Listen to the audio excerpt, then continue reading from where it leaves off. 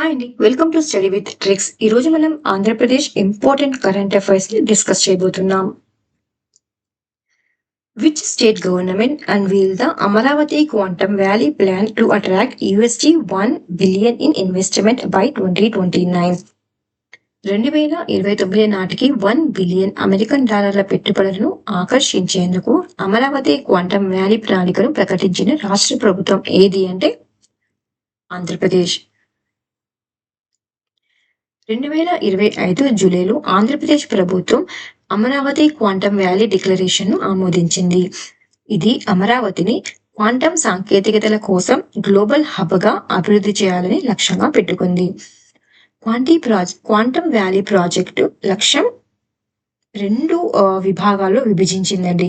So 2027 జనవరి 1 నాటికి కనీసం $500 million American డాలర్ల పెట్టుబడులను ఆకర్షించడం మరియు 2029 జనవరి 1 నాటికి మొత్తం $1 బిలియన్ అమెరికన్ డాలర్ల పెట్టుబడులను ఆకర్షించడాన్ని లక్ష్యంగా పెట్టుకుంది. ఇది క్వాంటమ్ కంప్యూటింగ్స్, చిప్స్, సెన్సింగ్స్ మరియు కమ్యూనికేషన్ రంగాలపై దృష్టి సారిస్తుంది. ఇది భారతదేశంలో అతి పెద్ద ఓపెన్ టెస్టబుల్ అయినటువంటి ఇది క్యూ చిప్ ను 1 సంవత్సరం లోపు ఏర్పాటు చేయడాన్ని లక్ష్యంగా పెట్టుకుంది. అంతేకాకుండా గ్లోబల్ టెక్ సంస్థలైనటువంటి టీసీఎస్, ఐబిఎం, ఐఐటి మద్రాస్ వంటి సంస్థలతో భాగస్వామ్యంగా పనిచేయబోతుంది. 2035 నాటికి ఇది ఇంపార్టెంట్ క్వశ్చన్. సో ఇప్పటికీ 2035 నాటికి భారతదేశపు క్వాంటమ్ రాజధానిగా మరియు డీప్ టెక్ ఇన్నోవేషన్ కు గ్లోబల్ హబ్ గా మార్చే లక్ష్యంతో అమరావతిలో ప్రతి సంవత్సరం వరల్డ్ క్వాంటమ్ ఎక్స్పోను నిర్వహించబడుతుంది. సో ఇక్కడ 2-3 క్వశ్చన్స్ అనేవి చాలా ఇంపార్టెంట్ అండి. టార్గెట్స్ ఎంత, 2027 కు ఎంత, 2029 కు ఎంత, క్యూ చిప్ ను 1 సంవత్సరం లోపు ఏర్పాటు చేయబోతున్నారండి 1 లక్ష్యం. ఎవరెవరితో కలిసి భాగస్వాములుగా పనిచేస్తున్నారండి? ఐఐటి మద్రాస్, ఐబిఎం మరియు టీసీఎస్. ఏ సంవత్సరం నాటికి భారతదేశపు క్వాంటమ్ రాజధానిగా అమరావతి మార్చాలనుకుంటున్నారు అంటే 2035 నాటికి. అంతేకాకుండా అమరావతిలో ఏం నిర్వహించబోతున్నారంటే ప్రతి సంవత్సరం వరల్డ్ క్వాంటమ్ ఎక్స్పోను కూడా నిర్వహించాలని లక్ష్యంగా పెట్టుకున్నారు. సో ఇది దీని గురించి చాలా ఇంపార్టెంట్ క్వశ్చన్ అండి. ఇది రానున్నటువంటి ఎన్రోల్మెంట్ ఎగ్జామ్స్ అయినా లేకపోతే ఫారెస్ట్ బీట్ ఆఫీసర్స్ అయినా ఏ ఎగ్జామ్ అయినా గ్రూప్ అయినా ఏ ఎగ్జామ్స్ అయినా చాలా ఇంపార్టెంట్ క్వశ్చన్ ఇది. Which state government launched the Mana Mitra program to enhance governance through WhatsApp? WhatsApp ద్వారా పాలనను మెరుగుపరిచేందుకు మన మిత్ర కార్యక్రమాన్ని ప్రారంభించిన రాష్ట్ర ప్రభుత్వం ఏది అంటే ఆంధ్రప్రదేశ్ ప్రభుత్వం.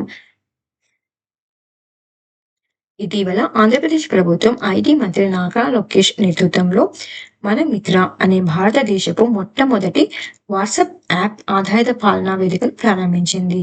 ఎవరు ప్రారంభించారండి? ఐటీ మంత్రి నారా లోకేష్ గారు. సో మెటాస్ ఎవరి సహాయంతో ఇది అభివృద్ధి చేశారు అంటే మెటా సహాయంతో అభివృద్ధి చేశారు దీన్ని. ఈ కార్యక్రమం ద్వారా ప్రజలకు వాట్సాప్ ద్వారా ఎన్ని ప్రభుత్వ సేవలను అందించనున్నారంటే 161 ముఖ్యమైనటువంటి ప్రభుత్వ సేవలను అందించనున్నారు. స్నేహితుడికి మెసేజ్ పంపినంత సులభంగా సేవలు అందించడమే దీని యొక్క ముఖ్య లక్ష్యం. ఎవరి యొక్క అంటే మన మిత్ర ప్రోగ్రామ్.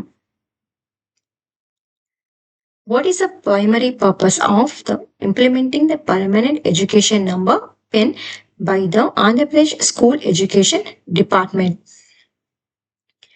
ఆంధ్రప్రదేశ్ పాఠశాల విద్యాశాఖ పర్మనెంట్ ఎడ్యుకేషన్ నంబర్ను అమలు చేయడానికి ప్రధాన ఉద్దేశం ఏమిటి అంటే to streamline student transitions between schools and reduce documentations burdens. విద్యార్థులు ఒక పాఠశాల నుండి మరొక పాఠశాలకు మారే ప్రక్రియను సులభతరం చేయడం మరియు డాక్యుమెంటేషన్ భారాన్ని తగ్గించడం. సో ఈ పర్మనెంట్ ఎడ్యుకేషన్ నంబర్ అనేది 11 అంకెల ప్రత్యేక గుర్తింపు సంఖ్య. ఇది ప్రీ ప్రైమరీ నుండి పీజీ వరకు ప్రతి విద్యార్థికి కేటాయించబడుతుంది. ఈ సంఖ్యను కేంద్ర విద్యా మంత్రిత్వ శాఖ ద్వారా UDISC ప్లస్ పోర్టల్ ద్వారా విద్యార్థులకు కేటాయిస్తారు. దీని యొక్క ముఖ్య లక్షణాలను గనక చూస్తే విద్యార్థుల అకాడమిక్ రికార్డులను డిజిటల్ గా నిర్వహించేందుకు ఇది ఉపయోగపడుతుంది. అంతేకాకుండా పాఠశాల మార్పులను అంటే ఒక పాఠశాల నుండి వేరొక పాఠశాలకు మారే తరంలో మానతనాన్ని కూడా సులభతరం చేస్తుంది. తద్వారా ట్రాన్స్ఫర్ సర్టిఫికెట్స్, జనన, కుల, బర్త్ సర్టిఫికెట్స్, క్యాస్ట్ సర్టిఫికెట్స్ వంటివి కూడా అవసరాన్ని తగ్గించేస్తుంది. సో డ్రాప్ అవుట్ రేటును తగ్గించడంలో సహాయం పడుతుంది. ఎందుకంటే విద్యార్థుల పూర్తి విద్యా చరిత్ర ఒకే చోట అందుబాటులో ఉండడం. సో ఇంకొకటి ముఖ్యమైన పాయింట్ ఏంటంటే ఇందులో ఇది అపార్ అంటే automated permanent academic account registry కార్యక్రమంలో భాగంగా అమలవుతుంది. దీని ద్వారా ఒక దేశం ఒక విద్యార్థి ఐడి అనే దృష్టిని ముందుకు తీసుకెళ్తుంది. What is the renewable energy target for Amravati, the planned capital of Andhra Pradesh, to become the world first city powered entirely by green energy? Andhra Pradesh రాష్ట్రానికి ప్రణాళికాబద్ధంగా నిర్వహించబడుతున్న రాజధాని అమరావతి పూర్తిగా పునరుత్పాదక శక్తితో నడిచే ప్రపంచంలోని మొట్టమొదటి నగరంగా మార్చేందుకు లక్ష్యంగా పెట్టుకున్న పునరుత్పాదక శక్తి ఎంత అంటే 2700 మెగావాట్లండి. ఇది ప్రపంచంలోనే మొట్టమొదటి నగరంగా మార్చాలని లక్ష్యంగా పెట్టుకున్నారు. సో ఈ లక్ష్యాన్ని సాధించేందుకు ఎంత మెగావాట్లు అంటే 2700 మెగావాట్ల హరిత శక్తిని అంటే గ్రీన్ ఎనర్జీని ఉత్పత్తి చేయాలని లక్ష్యంగా పెట్టుకున్నారు. ఈ బడ్జెట్ యొక్క ఖర్చు ఎంత అంటే టోటల్ బడ్జెట్ ఎంత అండి ప్రాజెక్ట్ కు అంటే 65,000 కోట్లు అండి. ఇది సౌరశక్తి, వాయుశక్తి మరియు జల విద్యుత్ వంటి పునరుత్పాదక శక్తి వనరులను సమన్వయం చేస్తూ నగరంలోని మొత్తం విద్యుత్ అవసరాలను సుస్థిరంగా తీర్చిదిద్దేలా రూపొందించబడింది. Which state has launched the Digi Lakshmi scheme for urban women empowerment? నగర మహిళల సాధికారత కోసం డిజి లక్ష్మి పథకాన్ని ప్రారంభించినటువంటి రాష్ట్ర ప్రభుత్వం ఏది అంటే ఆంధ్రప్రదేశ్. ఈ పథకం ద్వారా నగర ప్రాంతాల్లోని మహిళలకు డిజిటల్ ఆర్థిక సాధికారను అందించడమే ఈ పథకం యొక్క ముఖ్య లక్ష్యం. ఈ పథక లక్ష్యంలో భాగంగా ఒక కుటుంబం ఒక పారిశ్రామికవేత్త, వన్ ఫ్యామిలీ వన్ ఎంటర్ప్రీనర్ దృష్టికోణం కింద స్వయం సహాయక సంఘాలు అంటే సెల్ఫ్ హెల్ప్ గ్రూప్ మహిళలను వ్యాపారవేత్తలుగా తీర్చిదిద్దడమే దీని యొక్క ముఖ్య లక్షణం. దీని ద్వారా సెల్ఫ్ హెల్ప్ గ్రూపులను చిన్న మరియు మధ్య తరహా పరిశ్రమలుగా మారుస్తారు. Which two Indian states are involved in the interstate water dispute related to the Banakacherla Reservoir project? Banakacherla reservoir project కు సంబంధించిన అంతర్రాష్ట్ర నీటి వివాదంలో పాల్గొన్న 2 భారత రాష్ట్ర ప్రభుత్వాలు ఏవి అంటే ఆంధ్రప్రదేశ్ మరియు తెలంగాణ. ఆంధ్రప్రదేశ్ ప్రభుత్వం ఈ ప్రాజెక్టును ప్రతిపాదించింది. కారణం గోదావరి నదిలోని అదనపు నీటిని కృష్ణా మరియు పెన్నా నదుల ద్వారా కరువు గురైనటువంటి రాయలసీమ ప్రాంతానికి మళ్లించేందుకు. అయితే తెలంగాణ ప్రభుత్వం మాత్రం ఈ ప్రాజెక్టు తీవ్ర వ్యతిరేకతను చూపిస్తోంది. కారణం ఆంధ్రప్రదేశ్ పునర్వ్యవస్థీకరణ చట్టం ఏపీ రీఆర్గనైజేషన్ యాక్ట్ 2014 ఉల్లంఘన, అదేవిధంగా కృష్ణా గోదావరి నదీ నిర్వహణ మండళ్లు మరియు కేంద్ర జల సంఘం వంటి ముఖ్యమైన నియంత్రణ సంస్థల అనుమతి లేకపోవడమే దీనికి కారణం. మీకు బనకచెర్ల రిజర్వాయర్ ప్రాజెక్ట్ ఎక్కడుందో తెలిస్తే ఒకసారి కమెంట్ చేయండి. ఏ డిస్ట్రిక్ట్ లో ఉందో తెలిస్తే కమెంట్ బాక్స్ లో కమెంట్ చేయండి. In which location did Prime Minister Narendra Modi inaugurate India's first green hydrogen hub? And చాలా ఇంపార్టెంట్ క్వశ్చన్ అండి, ఎందుకంటే దీనిని ప్రధానమంత్రి మోదీ గారు ఇనాగరేట్ చేశారు. అంతేకాకుండా ఇది ఇండియాస్ ఫస్ట్ అంటే భారతదేశపు మొట్టమొదటి గ్రీన్ హైడ్రోజన్ హబ్. ఏ మిషన్ కింద దీన్ని అభివృద్ధి చేస్తున్నారంటే నేషనల్ గ్రీన్ హైడ్రోజన్ మిషన్ కింద. ఎవరు డెవలప్ చేశారంటే ఎన్టీపీసీ గ్రీన్ ఎనర్జీ లిమిటెడ్. ఎంత ఇన్వెస్ట్మెంట్ అంటే 1.85 lakh crore. సో 1.85 లక్షల కోట్ల పెట్టుబడితో ఎన్టీపీసీ గ్రీన్ ఎనర్జీ లిమిటెడ్ అభివృద్ధి చేసిన నేషనల్ గ్రీన్ హైడ్రోజన్ మిషన్ కింద భారతదేశపు మొట్టమొదటి గ్రీన్ హైడ్రోజన్ హబ్ ను ప్రధానమంత్రి మోదీ గారు ఏ ప్రదేశంలో ప్రారంభించారు అంటే పుదిమాదక ఆంధ్రప్రదేశ్ అండి. ఈ ప్రాజెక్ట్ ను ప్రధానమంత్రి నరేంద్ర మోదీ గారు ప్రారంభించారు. దీన్ని ఎవరు అభివృద్ధి చేశారంటే ఎన్టీపీసీ గ్రీన్ ఎనర్జీ లిమిటెడ్ అభివృద్ధి చేసింది. ఎంత బడ్జెట్ ఎంత అంటే 1.85 లక్షల కోట్లు అండి. సో భారతదేశంలోనే మొట్టమొదటి గ్రీన్ హైడ్రోజన్ హబ్ ఇది. ఏ మిషన్ కింద అంటే నేషనల్ గ్రీన్ హైడ్రోజన్ మిషన్ కింద. ఎవరు అభివృద్ధి చేశారంటే NTPC green energy limited. So ఇంతకన్నా ఎక్కువ అయితే అడగరు, కానీ ఇది important question. Which city set Guinness World Record during International Yoga Day 2025 celebrations? అంతర్జాతీయ యోగా దినోత్సవం 2025 వేడుకల సందర్భంగా గిన్నిస్ వరల్డ్ రికార్డ్ సృష్టించిన నగరం ఏది అంటే విశాఖపట్నం. సో ఎన్నవది యోగా దినోత్సవ సందర్భంగా అంటే 11వ అంతర్జాతీయ యోగా దినోత్సవ ఘనంగా జరుపుకుంటూ విశాఖపట్నం చరిత్ర సృష్టించింది. ఏ బీచ్ లో అంటే ఆర్కే బీచ్ రోడ్డులో ఎంతమంది పాల్గొన్నారంటే 3,00,000 మందికి పైగా పాల్గొనడం ద్వారా ఇది ప్రపంచంలోనే అతి పెద్ద యోగా శిక్షణ కార్యక్రమంగా గిన్నీస్ వరల్డ్ రికార్డును నెలకొల్పింది. Which Indian state inaugurates Hero Future Energy's 1,000 crore green hydrogen plant in Tirupati? తిరుపతిలో హీరో ఫ్యూచర్ ఎనర్జీస్ 1000 కోట్ల గ్రీన్ హైడ్రోజన్ ప్లాంట్ ప్రారంభించిన భారత రాష్ట్ర ప్రభుత్వం ఏది అంటే ఆంధ్రప్రదేశ్ అండి. సో ఆంధ్రప్రదేశ్ ముఖ్యమంత్రి నారా చంద్రబాబు నాయుడు గారు తిరుపతిలోని ఏ ఇండస్ట్రీస్ దగ్గర అంటే రాక్మన్ ఇండస్ట్రీస్ లో ఎవరు అంటే హీరో ఫ్యూచర్ ఎనర్జీస్ 1000 కోట్ల విలువైనటువంటి గ్రీన్ హైడ్రోజన్ ప్లాంట్ ను వర్చువల్ గా ప్రారంభించారు. హీరో ఫ్యూచర్ ఎనర్జీస్ మరియు రాక్మ్యాన్ ఇండస్ట్రీస్ సంయుక్తంగా ప్రారంభించిన ఈ ప్రాజెక్ట్ లో పారిశ్రామిక వినియోగం కోసం గ్రీన్ హైడ్రోజన్ ను ఎల్పిజి పిఎన్జితో మిళితం చేస్తుంది. సో బడ్జెట్ ఎంత? 1000 కోట్ల బడ్జెట్. ఎక్కడ దీన్ని ఇనాగరేట్ చేశారంటే తిరుపతిలోని రాక్మ్యాన్ ఇండస్ట్రీలో. ఎవరు అంటే hero future energies. What is a toll-free number in Andhra Pradesh to report crimes against women and children? ఆంధ్రప్రదేశ్లో మహిళలు మరియు పిల్లలపై జరిగే నేరాలను నివేదించేందుకు ఉచిత టోల్ ఫ్రీ నంబర్ ఎంత అంటే 1095. సో నేను ఇంకా కొన్ని టోల్ ఫ్రీ నంబర్స్ ఇక్కడ మెన్షన్ చేయడం జరిగిందండి. Like crime against women and children is 1091, harassment against children is 15100, crime stopper is 1090, for general grievances 1902, for sand and excise related grievances 14500, for corruption related grievances 14400, YSR Raitu Bharosa grievances 1907, for schools education and monitoring issues 14417.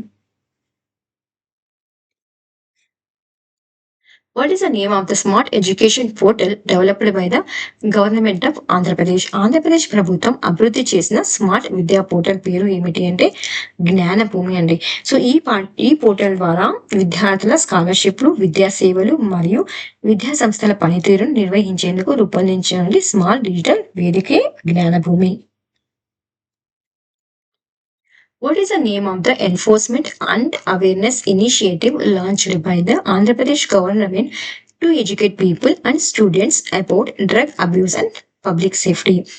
మాదక ద్రవ్యాల దుర్వినియోగం మరియు ప్రజల భద్రతపై అవగాహనను కల్పించేందుకు ఆంధ్రప్రదేశ్ ప్రభుత్వం ప్రారంభించిన ప్రత్యేక దళం పేరు అంటే ఈగిల్.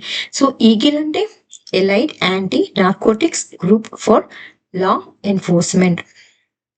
దీని యొక్క టోల్ ఫ్రీ నంబర్ 1972. పాఠశాలలు మరియు కళాశాలల్లో అవగాహన కార్యక్రమాలను ఏర్పాటు చేయడం, అంతేకాకుండా ఈ కార్యక్రమంలో భాగంగా ప్రతి జిల్లాలో నియమించినటువంటి నియంత్రణ కక్షలు మరియు వేగవంతమైన తీర్పుల కోసం ప్రత్యేక న్యాయస్థానాలను ఏర్పాటు చేస్తారు. అమరావతిలో ఇందుకోసం ప్రత్యేక ప్రధాన కార్యాలయాన్ని ఏర్పాటు చేయడంతో పాటు ఈ కార్యక్రమంలో విద్యార్థులకు మరియు ప్రజలకు మాదక ద్రవ్యాల ప్రమాదాలపై అవగాహన కల్పించడమే కాకుండా చట్ట అమలు వ్యవస్థలను కూడా బలోపేతం చేయడమే దీని యొక్క ముఖ్య లక్షణం. ఎంత అండి? Help line number 1972. ఈగల్ అంటే elite anti narcotics group for law enforcement. What is the name of app launched by Andhra Pradesh government, also known as the e-crop digital crop booking platform to capture real-time crop data and analyze crop patterns across the state? రాష్ట్ర వ్యాప్తంగా పంటల వివరాలను తెలుసుకోవడం, పంట నమూనాలను విశ్లేషించడం మరియు నిక్షిప్త పంటలను నమోదు చేయడం కోసం ఆంధ్రప్రదేశ్ ప్రభుత్వం ప్రారంభించిన డిజిటల్ క్రాప్ బుకింగ్ ప్లాట్ఫామ్ పేరు ఏమిటి అంటే ఈ పంట అండి. ఈ పంట యాప్ ను అధికారికంగా ఈ crop digital crop booking platform గా కూడా పిలుస్తారు.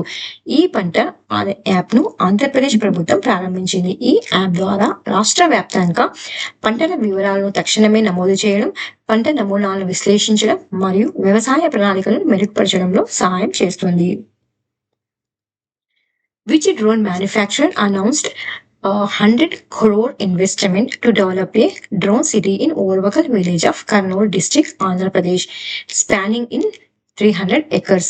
ఆంధ్రప్రదేశ్ రాష్ట్రం కర్నూలు జిల్లా ఓరకల్లు గ్రామంలో డ్రోన్ సిటీ అభివృద్ధి కోసం 1000 కోట్ల పెట్టుబడిని ప్రకటించిన డ్రోన్ తయారీ సంస్థ పేరు ఏమిటి అంటే గరుడా స్పేస్ అండి. సో ఈ ఆంధ్రప్రదేశ్ రాష్ట్రం కర్నూలు జిల్లా ఓరకల్లు గ్రామంలో డ్రోన్ సిటీ అభివృద్ధి కోసం ఎంత కోట్లను అంటే 1000 కోట్ల పెట్టుబడిని ఎవరు ప్రకటించారు అంటే డ్రోన్ తయారీ సంస్థ అయినటువంటి గరుడ aerospace.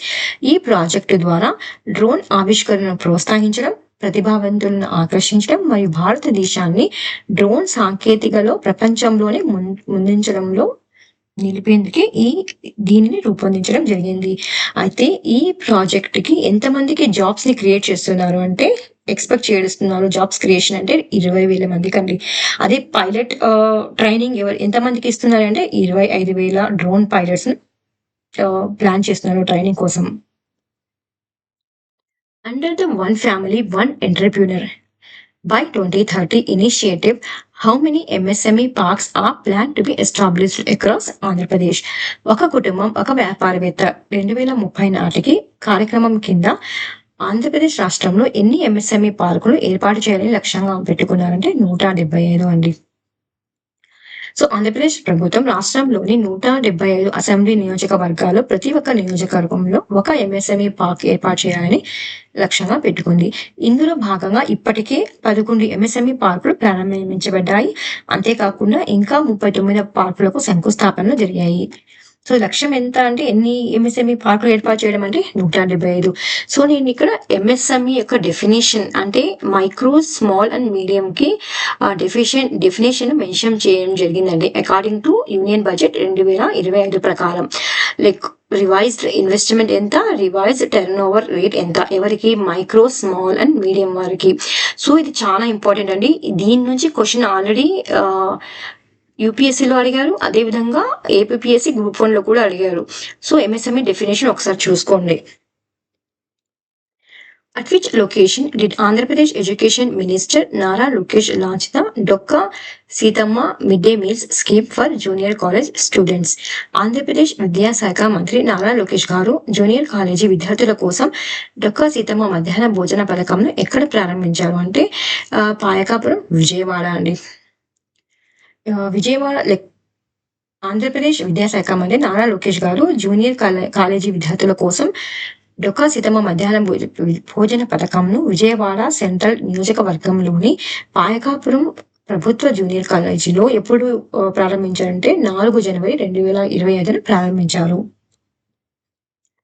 Which company is planning to set up a grain-based ethanol distillery at the APIIC Industrial Park in Naidupeta and Menakuru villages, Tirupati, Chittoor district, Andhra Pradesh.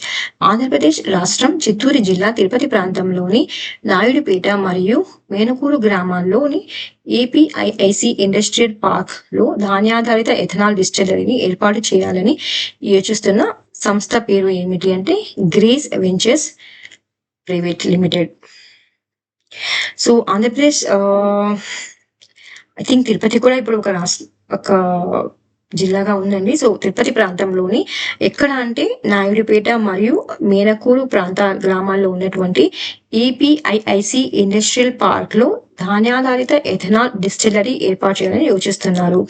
ఏ సంస్థ అంటే గ్రీన్ వెంచర్స్ ప్రైవేట్ లిమిటెడ్. ఈ unit ను రోజుకు ఎంత అంటే 500 లీటర్ల ethanol ను ఉత్పత్తి చేయడానికి రూపొందించారు. ఇది ఎథనాల్ బ్లెండెడ్ పెట్రోల్ కార్యక్రమం కింద, ఏ కార్యక్రమం కింద అంటే ఎథనాల్ బ్లెండెడ్ పెట్రోల్ కార్యక్రమం కింద అమలవుతుంది. ఈ కార్యక్రమం 2025-26 నాటికి పెట్రోల్లో 20% ఎథనాల్ మిశ్రమం సాధించాలనే భారతదేశ జాతీయ లక్ష్యానికి అనుగుణంగా ఉంది. దీని ప్రధాన ఉద్దేశం కార్బన్ ఉద్గారాలను తగ్గించడం మరియు శక్తి భద్రతను మెరుగుపరచడం. ఏ కార్యక్రమంలో భాగంగా ఉంది అంటే అండి ఎథనాల్ బ్లెండెడ్ పెట్రోల్ కార్యక్రమంలో భాగంగా ఉంది. ఎన్ని లీటర్ల ఎథనాల్ ని ఉత్పత్తి చేయాలని లక్ష్యంగా పెట్టుకున్నారు అంటే 500 లీటర్లు అండి. ఏ వెంచర్స్ అంటే grace ventures private limited. So ఇది అండి ఈరోజు current affairs. Thank you so much for watching. ఈ ఆంధ్రప్రదేశ్ కరెంట్ అఫైర్స్ ను నేను సబ్స్క్రైబర్ అయినటువంటి ప్రవీణ్ గారు రిక్వెస్ట్ చేయడం వల్ల చేయడం జరిగింది అండి. Thank you so much for watching study with tricks.